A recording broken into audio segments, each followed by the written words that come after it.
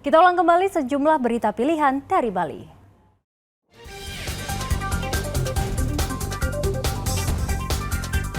Bukit Gondang Dia di Desa Kertemandala Abang, Kabupaten Karangasem, hangus terbakar.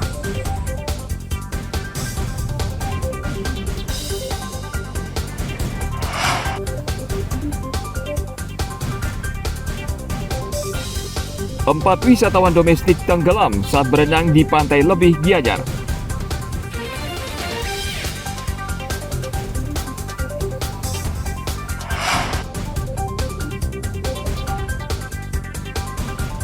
Seorang seniman di Kabupaten Gianyar melukis dengan menggunakan kuas bambu.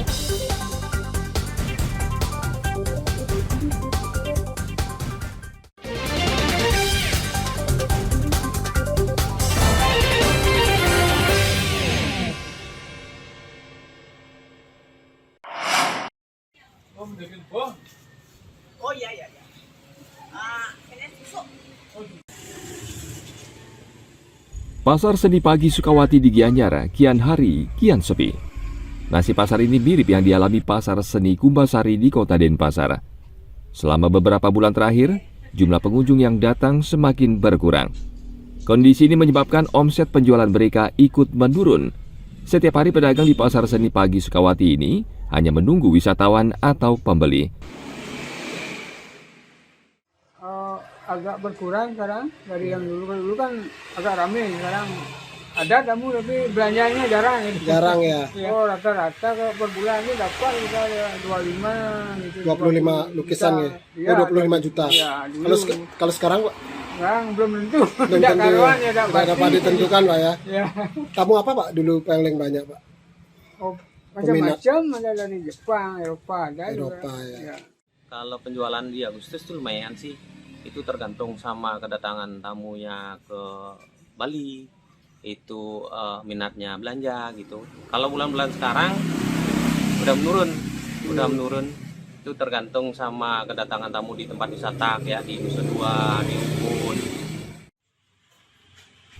Menurut pedagang, kondisi sepi ini mulai terasa bulan September ini.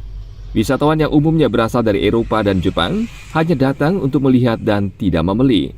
Padahal saat ramai, pedagang di pasar ini mengaku bisa meraup omset hingga 25 juta rupiah per bulan. Sebaliknya saat ini penghasilan mereka jauh berkurang.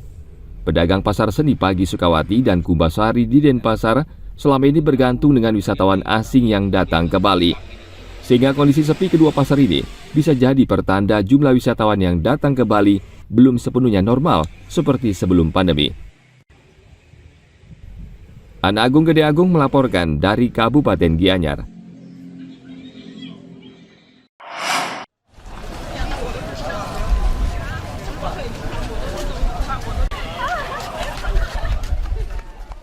Pelabuhan Sanur merupakan salah satu pelabuhan penting dengan lalu lintas penumpang yang cukup sibuk di Bali. Pelabuhan ini diresmikan Presiden Joko Widodo pada 9 November tahun lalu, dibangun di atas lahan seluas 7.400 meter persegi. Pelabuhan Sanur tidak hanya dimanfaatkan warga setempat, namun juga menjadi pintu masuk bagi wisatawan ke Bali. Pelabuhan ini dibangun dengan biaya hampir 400 miliar rupiah, namun pendapatan per bulan baru berkisar 300 hingga 400 juta rupiah. Nilainya memang masih jauh dari nilai investasi.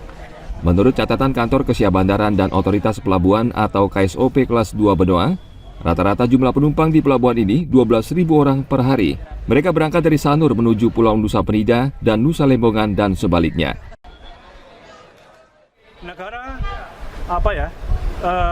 memberikan pelayanan kepada masyarakat, tidak hanya melulu untung ruginya enggak, tapi bagaimana masyarakat supaya perekonomian masyarakat juga maksimal pertumbuhannya itu. Jadi makanya saya sampaikan tadi memang tidak sebanding penerimaan PBB sama investasinya. Tapi kita uang negara, bukan uang masyarakat. Uang masyarakat dikelola negara, bukan uang pribadi maksud saya. Yaitu. Jadi kita nggak memperhatikan untung ruginya, tapi bagaimana anggaran itu bisa dimanfaatkan, bisa berbuat oleh masyarakat sekitarnya. Apalagi ini internasional nih, bukan nasional yang bisa memberikan manfaat nasional dan internasional ini. Kepala Staf Kepresidenan Muldoko saat berkunjung ke Pelabuhan Sanur pada Jumat pekan lalu memastikan Pelabuhan Sanur sebagai salah satu dari 161 proyek strategis nasional yang dibangun untuk mensejahterakan rakyat. PSN ini bagian dari 161 PSN yang sungguh-sungguh bisa langsung dilihat manfaat. Saya ingin menepis anggapan bahwa PSN itu mengakibatkan bla bla bla dan seterusnya. Ini tidak benar. PSN itu yang dipikirkan oleh pemerintah, oleh Pak Presiden Jokowi adalah sungguh-sungguh untuk kesejahteraan masyarakat, tidak untuk yang lain. Kalaupun PSN itu menghadirkan sebuah investasi dari luar, tujuannya untuk masyarakat. Karena apa? Karena nanti begitu dibangun sebuah perusahaan atau investasi baru di sana pasti akan memanggil putra-putra daerah. Sejauh ini pengoperasian Pelabuhan Sanur menunjukkan arah perkembangan yang positif. Selain arus penumpang yang tinggi, KSOP kelas 2 Benoa juga mencatat peningkatan lalu lintas kapal penumpang yang keluar masuk pelabuhan yang diperkirakan 4.000 pergerakan per bulannya. Tim Liputan melaporkan dari Kota Denpasar.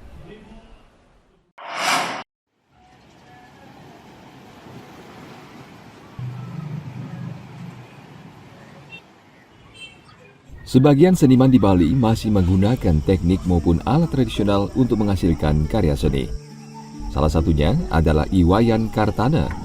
Kartana sehari-hari menghabiskan waktu melukis di kawasan Pasar Seni Sukawati di Kabupaten Gianyar. Tidak seperti seniman pada umumnya, Kartana menggunakan kuas dari bila bambu untuk membuat lukisan. Sejak tahun 80-an, Kartana setia menggunakan bambu hingga saat ini. Australia itu udah ngerti dari dulu, memang prosesnya itu tahu dia turun-temurun itu kan mengerti lah tentang ini pakai kuas bambu, ini pakai kuas biasa. Selain mempertahankan gaya, Kartana merasa melukis dengan bilah bambu, detail lukisan lebih terlihat dan tajam. Kalau kuas biasa ya tidak kelihatan detailnya. Kalau kuas bambu itu memang satu persatu kelihatan detailnya sekali. Kelihatan gitu, itu ciri khas tradisional itu. Kenapa Bapak masih mempertahankan itu, Pak? Iya, memang pecintanya banyak itu. Kamu tuh sangat mengerti sekali tentang mana yang tradisional, mana yang pakai kuas biasa itu. Lukisan karya Kartana banyak diminati wisatawan asing, seperti dari Australia atau Amerika Serikat. Mereka umumnya menyenangi dan memahami gaya lukisan dengan bilah bambu. Lukisan khas Bali memang menampilkan banyak detail dan komposisi yang cukup rumit, sehingga hanya dimungkinkan menggunakan bilah bambu sebagai pengganti kuas. Ana Agung Gede Agung melaporkan dari Kabupaten Gianyar. Informasi tadi mengakhiri jumpa kita pagi ini. Atas nama rekan yang bertugas, saya Dana Parapita mengucapkan terima kasih atas kebersamaan Anda.